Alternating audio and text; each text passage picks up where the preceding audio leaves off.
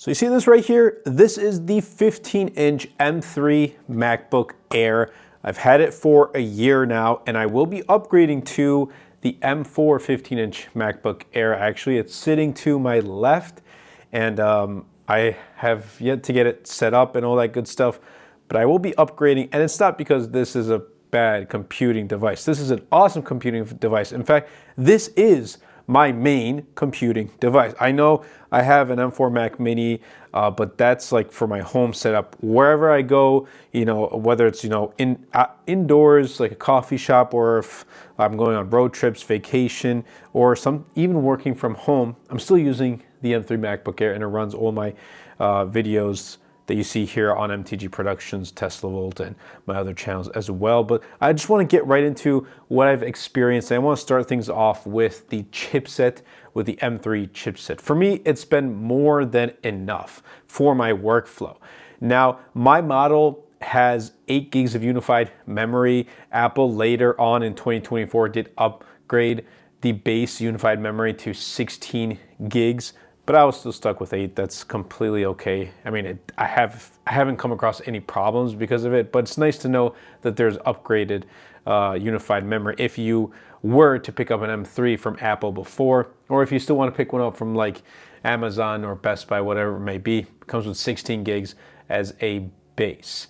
Now, 1 year later, I still don't really see the need to pick up like an M4 Pro or a Max chipset, at least not right now, because, and I've been saying this for a little bit now, but I still haven't really found a reason to upgrade, and my workflow has just been simple and to the point, and that's really why I don't really need to I'm not really stressing my computing device either, and everything I've thrown at it with the M3 chipset has been awesome. And when I export and edit videos on Final Cut Pro, I've had no problems with the computing device with the MacBook Air getting warm either. And do keep in mind, this doesn't have a fan built in, so if it were to get warm, it's gonna struggle a little bit, whereas like MacBook Pros, those have a dedicated fan to kind of keep it cooler. But thankfully, I haven't come across any problems with overheating or anything like that. So I can tell you this, if you have an M3 MacBook Air, it can be 13-inch, 15-inch, and you want to start making content, you want to use Final Cut Pro, or just start with the basics with iMovie, or you want to edit photos, this is a more than capable device. Now, my editing stream is very basic, my workflow, 2 to 3 streams with 1080p footage at 30 frames per second. And I know I'm going to get a lot of comments, at least I've gotten them on past comments, like, oh, you're still on 1080p footage, like, what are you doing? You got to use 4K. I see what you mean, but like, I don't really need to, I guess, in a sense. I haven't really, I've gotten some complaints, but like, it's not to the point where like, I have to upgrade to 4K footage. But that time will come, and when it does, I will gladly upgrade to 4K footage. Now, I don't have too many effects or transitions on my videos. Here and there I will, but it's not crazy amount of transitions, effects, or anything like that. I'm using Safari for Notion mainly, and obviously for browsing the web, using it to research videos, using it for ChatGPT and things like that, responding to emails on the daily. Right now, I actually have my YouTube Studio pulled up, and I am uploading a video. Let's see right here. Yep, I'm uploading a video on a different channel.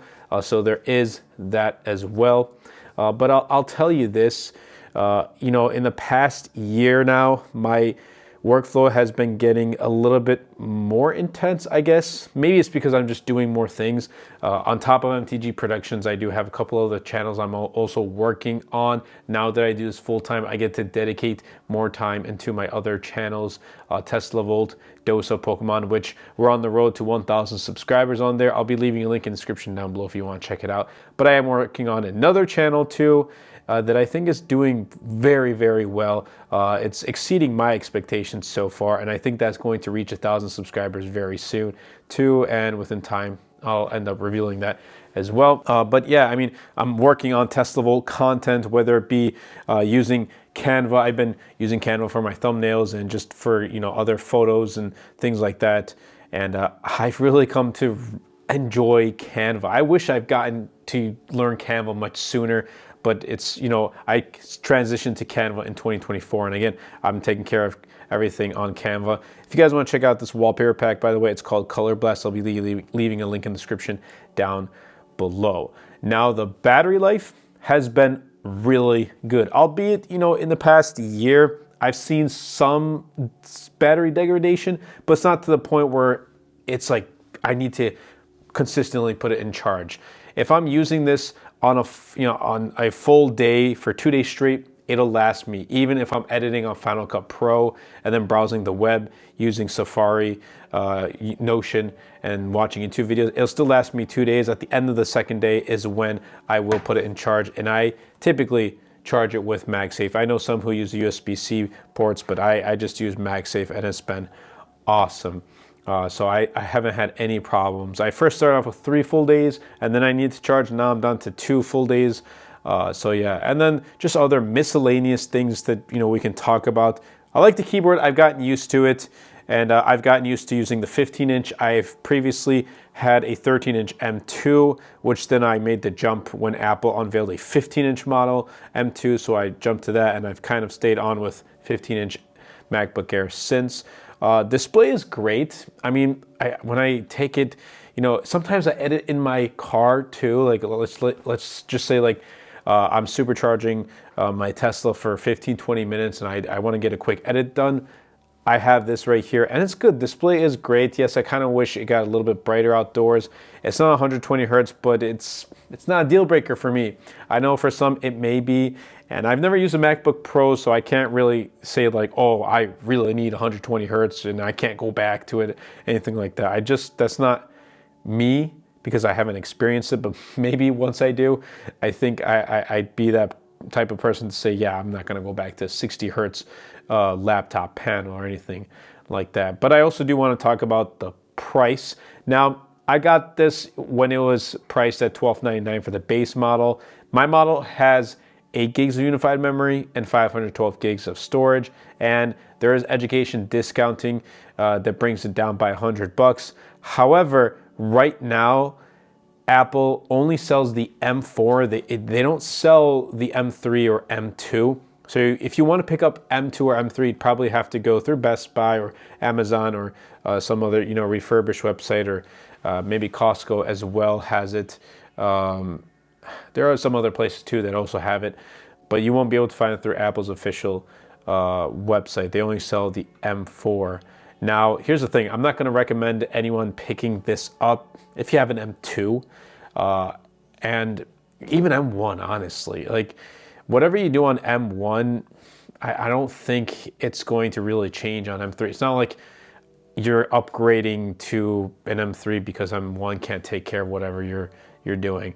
I mean, I upgraded from M2 to M3 obviously because I'm reviewing content. Now I'm going to do that for M4. But if you have an M3, for example, and you're probably questioning, should I upgrade to M4? I'll be making a separate video talking about my experience with M4 once I really get to use it, the MacBook Air M4 15-inch.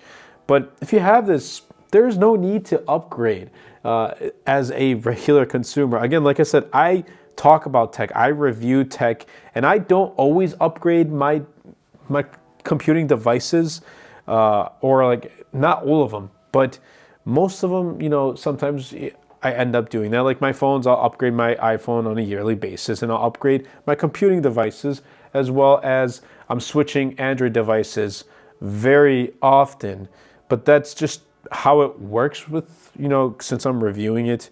I guess I have a 1-year review period with this, and then when M5 comes out, I'll end up switching to that.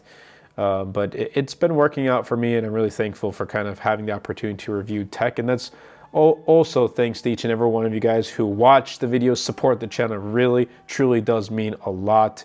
And we're getting ever so close to 60,000 subscribers each and every day. We are, at least right now, we're in 46,000 plus subscribers. Thank you all so much.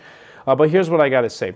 M3 MacBook Air, putting aside that the M4 is now on the market, it's a very compelling and powerful Mac to get into the Apple ecosystem. And if you're someone who is going to use this during their college career, maybe even high school career, I don't know, or someone who wants to start making content, this is more than capable. And the reason why I say it's more than capable for someone who wants to start making content is I'm a prime example. I use this for making content and I haven't come across any issues. The only concern I may have for me is storage. And while I do use external SSDs, like I have a whole storage right here of external SSDs, I kind of want to get a big SSD storage unit thing where it's just, sitting there and I can have like terabytes of storage. Right now I'm using Samsung SSD storages. Let me see if I can find some right here. Gotta open through my drawer. This is one of my older ones right here. I'll be leaving links in the description down below. This is a 1 terabyte. I have since upgraded to using 4 terabyte Samsung T7 SSDs. And I'll take all of my finished videos and my B-roll footage and move that over there, so I end up having more storage here. But honestly, I think the base 16 gig of unified memory as well as 256 gigs of storage is going to be good enough for most people. But if you're going to save everything on storage, you may want to even pass the 512 and do 1 terabyte. Just do keep in mind, if you go for that, the storage upgrades on Macs, their prices are a little bit up there. So just understand that when you're kind of in that type of market, especially if you buy it directly from Apple, which you can't get the M3 anymore, but let's say you were to, it's just too expensive. So that's like one of the downsides. And but I'm really happy with it, knowing that this is a base model that can tackle everything I've thrown at it. That's awesome. Now, M4, it's out on the market. Should you skip M3 and go for M4 if you don't have it? That's completely up to you. Do your research and really see, like, all right, is M3 going to be able to tackle everything I need? Should I pay a little bit more for the latest and greatest, or is the M3 and saving a little bit, maybe 100, 200 bucks, or maybe even more, going to be worth it in the long run? You should be doing your research for that. But like I said, I upgrade mainly because I make content about these products. However, if I wasn't making content and I just had the MacBook Air M3 as my main computing device, I probably wouldn't pick up M4 or even M5. I think this would last me for a good 5-6 years. And that being said, I probably would have kept the M2 when I first picked that up. So yeah, that's what I really have to say about it. This is more than capable, and I know some people who do have M2 MacBook Airs and they are perfectly content with it, and they use it mainly for just the business purposes, using it for Microsoft Office, using it for Google Suite, sending emails, using it for Canva. Nothing too crazy. They're not really using it for Final Cut Pro editing or Adobe Premiere or just Photoshop or things like that. Just really basic Excel files, presentations, Canva editing, and emailing and things like that, and watching YouTube videos, obviously, like this one right here. And for them, it's more than capable. And in fact, I came across a friend of mine literally yesterday talking about his M2 MacBook Air, and he was very happy with it. He even asked me and said, do you think, I use my M2 MacBook Air for these things. Is it worth upgrading to M4? And I said, absolutely not. I think this M2 MacBook Air is going to last you for many years to come. You won't have any problems whatsoever. But that's really in a nutshell what I've experienced in the past year. Solid build, great chipset, great display. I personally like the larger 15-inch because I edit on here and I just get more screen to it. What would I like to see in future Macs? I don't know, maybe 120 hertz, maybe. Thinner notch right there, that would be nice, but I don't know. I like the redesign that came with the M2s. So yeah, I'm happy with this MacBook Air, but I'll be upgrading to M4. In fact, I have it right now. I just have to move everything over from this MacBook to that one. But I hope you guys did enjoy this video. If you did, definitely be sure to superman that like button, comment down below, and best of all, share this video because it really does help out the channel out a lot and will help push my content out to more people. Again, check out my latest wallpaper pack. It's called Color Blast. There's a bunch of different types of wallpapers in this pack. Links will be in the description down below. It goes a long way in helping out the channel. That's been it for me, and I'll catch you guys in the next video.